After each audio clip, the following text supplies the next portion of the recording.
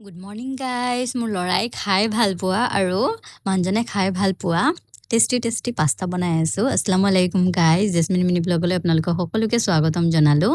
আৰু ইফালে ৰেডি হৈ গ'ল আৰু তাকে এতিয়া ডিয়াৰ হাজবেণ্ডক দিছোঁ আৰু সি কিবা এটা কৈ আছে। কি কৈ আছে জানেনে? সিদিনাখন যে আমি ৰেষ্টুৰেণ্টত গৈছিলোঁ, সন্মুখৰ টেবুলত বহুত টেষ্টি মেগী ছাৰ্ভ কৰিছিলে আৰু এবাৰ গ'লে মেগী খাম দেই।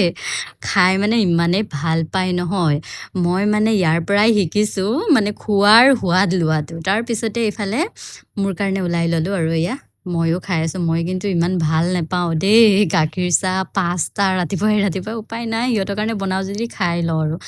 লগতে ইফালে বৌ আহিছিলে, অহাৰ পিছতে কোমোৰা ছিঙি দিবলৈ কৈছিলোঁ। আমাৰ ইয়াক কৈছিলোঁ, অফিচৰ কাৰণে সময় হৈ গৈছিলে, ছিঙি দিয়া নাছিলে। তাৰপিছতে বৌ অহাৰ পিছত পাৰি দিলে বাৰু। ইফালে এতিয়া বৌয়ে তুলি আছে কোমোৰাৰ পাত পুলি বনাই খাব। বৌয়ে লৈ আনিছিলে মোৰ কাৰণে ভাত কেৰেলা আৰু তিয়ঁহ। আবেলি সময়ত মামী আহিছিলে, কচুলতি তুলি দিছে আজি মানে গাইজ